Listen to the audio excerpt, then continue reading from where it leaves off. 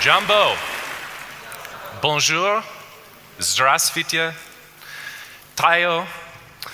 These are a few of the languages that I've spoken little bits of over the course of the last 6 weeks as I've been to 17 countries, I think I'm up to, on this crazy tour I've been doing. Checking out various aspects of the project that we're doing that I'm going to tell you a little bit about later on, and visiting some pretty incredible places. Places like Mongolia, Cambodia, New Guinea, South Africa, Tanzania twice. I was here a month ago. And the opportunity to make a whirlwind tour of the world like that is utterly amazing for lots of reasons. You see some incredible stuff, and you get to make these spot comparisons between people all around the globe. And the thing that you really take away from that, the kind of surface thing that you take away from it, is not that we're all one, although I'm going to tell you about that, but rather how different we are. There is so much diversity around the globe. 6,000 different languages, spoken by 6.5 billion people, all different colors, shapes, sizes. You walk down the street in any big city, you travel like that, and you are amazed at the diversity in the human species. How do we explain that diversity? Well, that's what I'm going to talk about today, is how we're using the tools of genetics, population genetics in particular, to tell us how we generated this diversity and how long it took. Now, the problem of human diversity, like all big scientific questions, how do you explain something like that, can be broken down into sub-questions, and you can ferret away at those little sub-questions. First one is really a question of origins. Do we all share a common origin, in fact? And given that we do, and that's the assumption everybody I think in this room would make, when was that? When did we originate as a species? How long have we been diverging from each other? And the second question is related but slightly different. If we do spring from a common source, how did we come to occupy every corner of the globe? And in the process, generate all of this diversity, the different ways of life, the different appearances, the different languages around the world? Well, the question of origins, as with so many other questions in biology, seems to have been answered by Darwin over a century ago. In The Descent of Man, he wrote, in each great region of the world, the living mammals are closely related to the extinct species of the same region. It's therefore probable that Africa was formerly inhabited by extinct apes, closely allied to the gorilla and chimpanzee. And as these two species are now man's nearest allies, it's somewhat more probable that our early progenitors lived on the African continent than elsewhere. So we're done, we can go home. Finish the origin question. Well, not quite. Because Darwin was talking about our distant ancestry, our common ancestry with apes. And it is quite clear that apes originated on the African continent around 23 million years ago. They appear on the fossil record. Africa was actually disconnected from the other land masses at that time due to the vagaries of plate tectonics floating around the Indian Ocean. Bumped into Eurasia around 16 million years ago, and then we had the first African exodus, as we call it. The apes that left at that time ended up in Southeast Asia, became the gibbons and the orangutans, and the ones that stayed on in Africa evolved into the gorillas, the chimpanzees, and us. So yes, if you're talking about our common ancestry with apes, it's very clear by looking at the fossil record we started off here. But that's not really the question I'm asking. I'm asking about our human ancestry, things that we would recognize as being like us if they were sitting here in the room. They were peering over your shoulder. You wouldn't leap back like that. What about our human ancestry? Because if we go far enough back, we share a common ancestry with every living thing on Earth.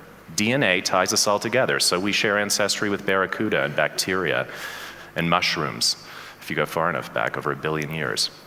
What we're asking about, though, is human ancestry. How do we study that? Well, historically, it has been studied using the science of paleoanthropology, digging things up out of the ground, and largely on the basis of morphology, the way things are shaped, often skull-shaped, saying, this looks a little bit more like us than that, so this must be my ancestor. This must be who I'm directly descended from.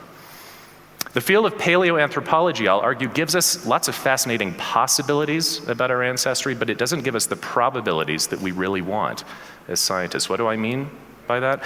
You're looking at a great example here. These are 3 extinct species of hominid, potential human ancestors, all dug up just west of here in Olduvai Gorge by the Leakey family. And they're all dating to roughly the same time. From left to right, we've got Homo erectus, Homo habilis, and Australopithecus, now called Paranthropus boisei, a robust Australopithecine. 3 extinct species, same place, same time. That means that not all 3 could be my direct ancestor. Which one of these guys am I actually related to? Possibilities about our ancestry, but not the probabilities that we're really looking for. Well, a different approach has been to look at morphology in humans using the only data that people really had at hand until quite recently. Again, largely skull-shaped. The first person to do this systematically was Linnaeus. Carl von Linné, a Swedish botanist who in the 18th century took it upon himself to categorize every living organism on the planet. You think you've got a tough job? And he did a pretty good job. He categorized about 12,000 species in Systema Naturae. He actually coined the term Homo sapiens, means wise man in Latin. But looking around the world at the diversity of humans, he said, well, we seem to come in discrete subspecies or categories. And he talked about Africans and Americans and Asians and Europeans in a blatantly racist category he termed monstrossus, which basically included all the people he didn't like, including imaginary folk like elves. It's easy to dismiss this as the perhaps well-intentioned but ultimately benighted musings of an 18th century scientist working in the pre-Darwinian era, except if you had taken physical anthropology as recently as 20 or 30 years ago, in many cases you would have learned basically that same classification of humanity, human races, that according to physical anthropologists of 30, 40 years ago, Carlton Kuhn is the best example, had been diverging from each other, this was in the post-Darwinian era, for over 1 million years, since the time of Homo erectus. But based on what data? Very little. Morphology and a lot of guesswork. Well, what I'm going to talk about today, what I'm going to talk about now, is a new approach to this problem. Instead of going out and guessing about our ancestry, digging things up out of the ground, possible ancestors, and saying on the basis of morphology, which we still don't completely understand, we don't know the genetic causes underlying most morphological variation. What we need to do is turn the problem on its head, because what we're really asking is a genealogical problem, or a genealogical question. What we're trying to do is construct a family tree for everybody alive today. And as any genealogist will tell you, anybody have a member of the family, or maybe you've tried to construct a family tree, trace back in time. You start in the present with relationships you're certain about. You and your sibling share a parent in common. You and your cousin share a grandparent in common. And you gradually trace further and further back into the past, adding these ever more distant relationships. But eventually, no matter how good you are at digging up the church records and all that stuff, you hit what the genealogists call a brick wall, a point beyond which you don't know anything else about your ancestors, and you enter this dark and mysterious realm we call history, that we have to feel our way through with whispered guidance. Who were these people who came before? We have no written record. Well, actually we do. Written in our DNA, in our genetic code. We have a historical document that takes us back in time to the very earliest days of our species, and that's what we study. Now, a quick primer on DNA. I suspect that not everybody in the audience is a geneticist. It is a very long linear molecule, a coded version of how to make another copy of you. It's your blueprint. It's composed of 4 subunits, A, C, G, and T, we call them, and it's the sequence of those subunits that defines that blueprint. How long is it? Well, it's billions of these subunits in length. A haploid genome, we actually have 2 copies of all of our chromosomes. Haploid genome is around 3.2 billion nucleotides in length, and the whole thing, if you add it all together, is over 6 billion nucleotides long. If you take all the DNA out of one cell in your body and stretch it end to end, it's around 2 meters long. If you take all the DNA out of every cell in your body and you stretch it end to end, it would reach from here to the moon and back thousands of times. It's a lot of information. And so when you're copying this DNA molecule to pass it on, it's a pretty tough job. Imagine the longest book you can think of, War and Peace, and now multiply it by 100. And imagine copying that by hand. And you're working away until late at night, and you're very, very careful, and you're drinking coffee, and you're paying attention, but occasionally, when you're copying this by hand, you're gonna make a little typo, a spelling mistake. Substitute an I for an E, or a C for a T. Same thing happens to our DNA as it's being passed on through the generations. It doesn't happen very often. We have a proofreading mechanism built in. But when it does happen, and these changes get transmitted down through the generations, they become markers of descent. If you share a marker with someone, it means you share an ancestor at some point in the past, the person who first had that change in their DNA.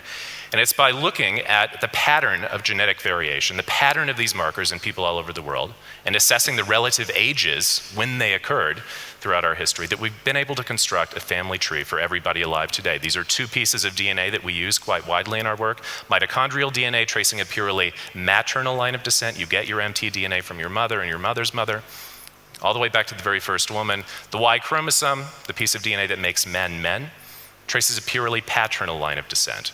Everybody in this room, everybody in the world, falls into a lineage somewhere on these trees.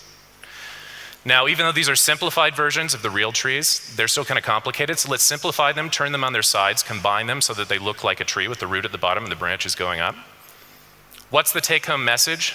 Well, the thing that jumps out at you first is that the deepest lineages in our family trees are found within Africa, among Africans. That means that Africans have been accumulating this mutational diversity for longer. And what that means is that we originated in Africa. It's written in our DNA. Every piece of DNA we look at has greater diversity within Africa than outside of Africa. And at some point in the past, a subgroup of Africans left the African continent to go out and populate the rest of the world. Now, how recently do we share this ancestry? Was it millions of years ago? Which we might suspect by looking at all this incredible variation around the world. No, the DNA tells a story that's very clear. Within the last 200,000 years, we all share an ancestor, a single person, mitochondrial Eve, you might have heard about her, in Africa, an African woman who gave rise to all the mitochondrial diversity in the world today. But what's even more amazing is that if you look at the Y chromosome side, the male side of the story, the Y chromosome Adam only lived around 60,000 years ago. That's only about 2,000 human generations, the blink of an eye in an evolutionary sense. That tells us we were all still living in Africa at that time. This was an African man who gave rise to all the Y chromosome diversity around the world. It's only within the last 60,000 years that we have started to generate this incredible diversity we see around the world. Such an amazing story. We're all effectively part of an extended African family. Now, that seems so recent. Why didn't we start to leave earlier? Why didn't Homo erectus evolve into separate species, or subspecies rather, human races around the world? Why was it that we seem to have come out of Africa so recently? Well, that's a big question. These why questions, particularly in genetics and the study of history in general, are always the big ones, the ones that are tough to answer. And so, when all else fails, talk about the weather. What was going on to the world's weather around 60,000 years ago? Well, we were going into the worst part of the last ice age. Last ice age started roughly 120,000 years ago. It went up and down, and it really started to accelerate around 70,000 years ago. Lots of evidence from sediment cores and the pollen types, oxygen isotopes, and so on. We hit the last glacial maximum around 16,000 years ago, but basically, from 70,000 years on, things were getting really tough, getting very cold. The northern hemisphere had massive growing ice sheets. New York City, Chicago, Seattle, all under a sheet of ice, most of Britain, all of Scandinavia, covered by ice several kilometers thick. Now, Africa is the most tropical continent on the planet. About 85% of it lies between Cancer and Capricorn. And there aren't a lot of glaciers here, except in the high mountains here in East Africa. So what was going on here? We weren't covered in ice in Africa. Rather, Africa was drying out at that time.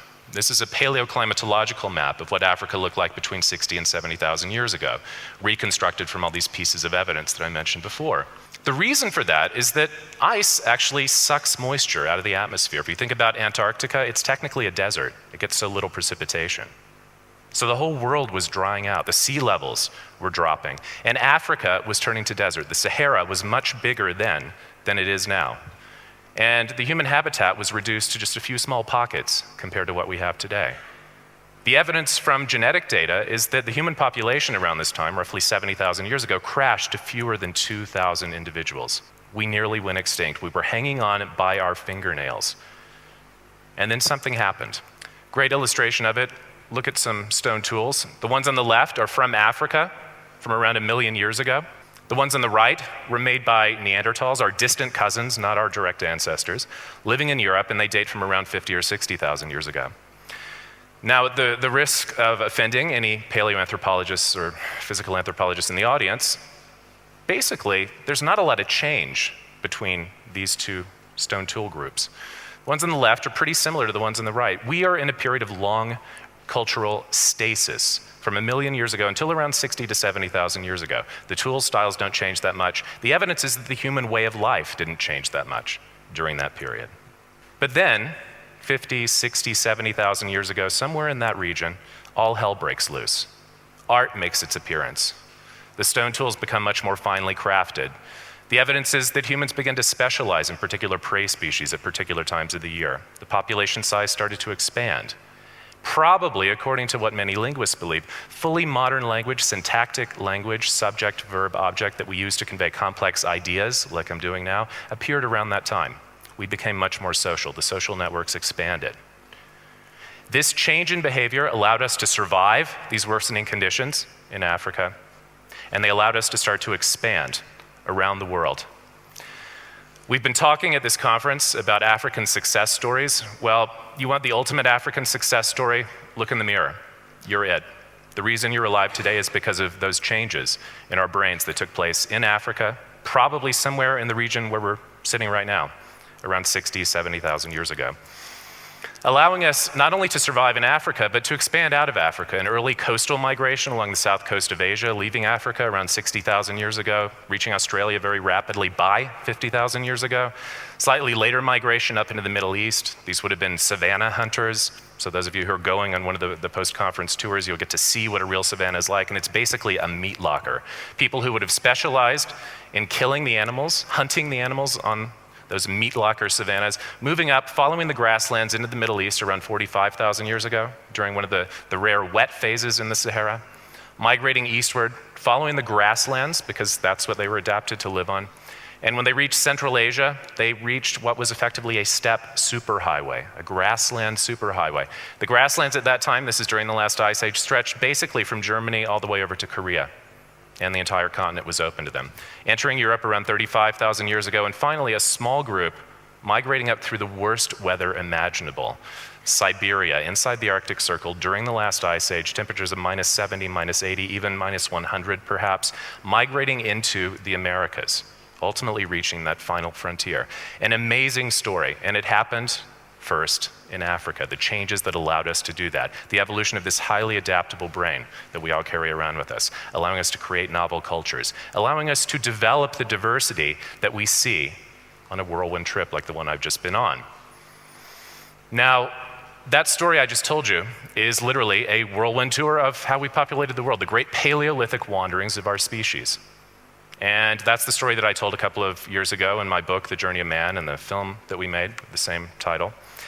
And as we were finishing up that film, it was co-produced with National Geographic, I started talking to the folks at NG about this work, and they got really excited about it. They liked the film, but they said, we really see this as kind of the next wave in the study of human origins, where we all came from, using the tools of DNA to map the migrations around the world. Study of human origins is kind of in our DNA, and we want to take it to the next level. What do you want to do next? Which is a great question to be asked by National Geographic.